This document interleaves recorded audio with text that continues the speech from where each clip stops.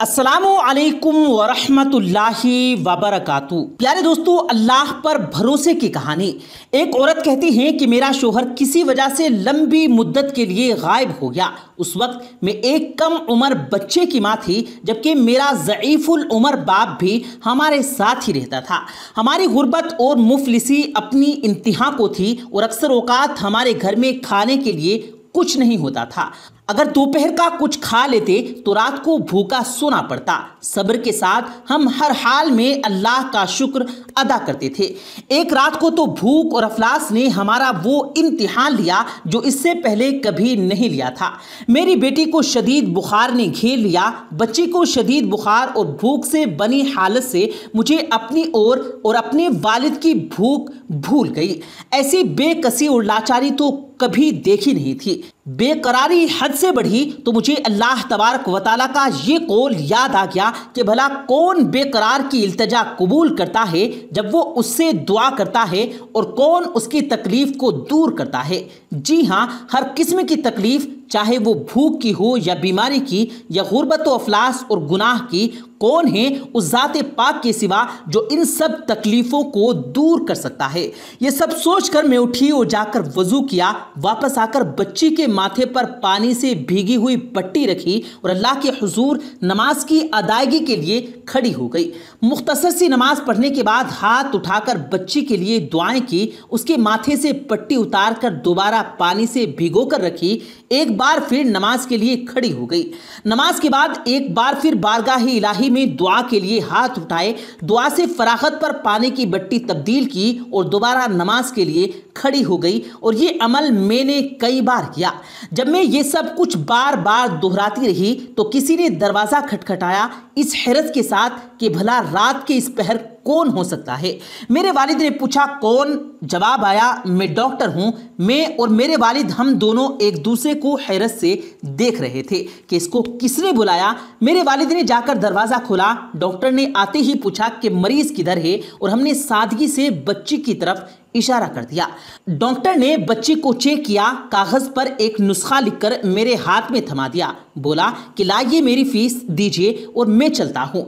मैंने आहिस्ता से जवाब दिया, डॉक्टर साहब, हमारे पास तो आपको देने के लिए फीस के पैसे नहीं हैं, बल्कि हमारे पास तो कुछ भी नहीं है। मेरा ये जवाब सुनते ही डॉक्टर चिल्ला उठा और गुस्से से तकरीबन दहाड़ते हुए बोला कि अगर फीस देने के लिए पैसे नहीं थे तो मुझे आधी रात को इस तरह फ़ोन करके क्यों बुलाया?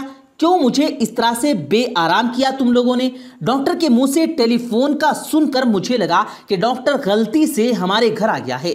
मैंने हिम्मत करके जवाब दिया कि डॉक्टर साहब, हमने आपको टेलीफोन करके नहीं बुलाया, बल्कि हमारे पास तो टेलीफोन है ही नहीं। ये सुनकर डॉक्टर ने मुझे पूछा कि अच्छा, तो क्या ये फलां शख्स का घर नहीं है? मैंने कहा कि नहीं डॉक्टर साहब, फलां साहब का घर हमारे हमसाए हैं। ये सुनकर डॉक्टर थोड़ा सा खामोश हुआ और फिर हमारे घर से निकलकर हमारे हमसाए के घर चला गया और हम खजालत और शर्मिंदगी से खामोश बैठे रहे। थोड़ी देर ही गुजरी थी कि डॉक्टर फिर हमारे घर आया। आंखों में आंसू और रूंधी हुई आवाज़ में बोला कि अल्लाह की कसम, तुम्हारे घर से उस वक्त तक नहीं जाऊंगा कि जब तक तुम्हारा किस्सा न सुन लूं। और फिर मैंने डॉक्टर को अपना पूरा किस्सा सुना डाला कि किस तरह से मैं बच्ची के माथे पर पानी की पट्टियां रख रही थी और अल्लाह के हुजूर दुआएं भी कर रही थी। डॉक्टर जल्दी से उठकर बाहर चला गया और कुछ देर बाद हमारे लिए रात का खाना और बच्ची के लिए दवाई और कुछ घरेलू ज़रूरियात के सामान को साथ लौटा। साथ ही उसने हमें बताया कि उसकी तरफ से हमें एक तनख्वाह उस वक्त तक मिलती रहेगी जब तक अल्लाह चाहेगा।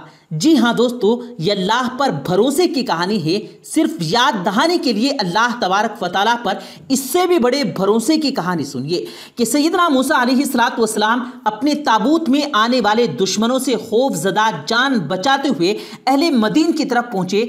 कुएं पर खड़े दो लड़कियों के रेवड़ को पानी पिला चुके तो उन्होंने कोई मुआवजा तलब नहीं किया। हालांकि उस वक्त वो भूख से बेहाल था। उन्होंने बकौल कुरान मजीद सिर्फ इतना कहा था कि परवरदिगार, मैं इसका मोहताज हूँ कि तू मुझ पर अपनी नेमत नाजिल फरमाए। और फिर निहायत ही काबिल तहसीन नाज़िर गिरामी, इसके बाद का किस्सा आप जानते हैं कि अल्लाह की तरफ से जवाब यूँ था कि ए लड़की से मुफ्त में शादी और 10 साल के लिए काम का मुआहिदा। तो किस्सा अल मुख्तसर वो हासिल तहरीर कि मेरे प्यारे मुसलमान भाइयों, अल्लाह पर भरोसा कीजिए, क्योंकि अल्लाह तो हमें हमारी जन्म देने वाली माओं से भी ज़्यादा प्यार और मोहब्बत करता है, तो वो कैसे हमारी कोई बात को रद्द कर सकता है। निहायत ही मुआज़रत के साथ कड़वा सच तो ये है कि मुझ गुनहगार समेत हम उस बारी ताला से इस तरह मांगते ही नहीं कि जिस तरह मांगने का हक होता है। अल्लाह ताला मुझ गुनहगार समेत तमाम मुसलमान आलम को ज़ाते रब्बुल आलमीन पर मुकम्मल एतमाद और ईमान रखते हुए हर मुसीबत, आजमाइश और परेशानी पर सिर्फ अपना मोहताज करे और ताहयात ऐन सिरातुल मुस्तकीम पर चलने की कामिल तौफीक अता फरमाए। वक्ते नज़ा कलमाए तौहीद और रिसालत नसीब फरमाए। आमीन सुम आमीन। इसी के साथ प्यारे दोस्तों, आज की ये वीडियो हमारी ख़त्म करते हैं। अगर आपको ये वीडियो पसंद आई हो तो वीडियो को लाइक करके अपने दोस्तों के साथ ज़रूर शेयर कीजिएगा और मज़ीद इसी तरह की वीडियोस पाने के लिए नीचे रेड बटन पर क्लिक करके साथ में लगे बेल आइकन पर ज़रूर क्लिक करें, ताकि मज़ीद इसी तरह की अपलोड होने वाली वीडियोज़ का नोटिफिकेशन बर वक्त आप तक पहुंचता रहे। मुझे दीजिएगा इजाज़त, मिलते हैं फिर एक नई वीडियो के साथ। तब तक के लिए अल्लाह हाफिज़।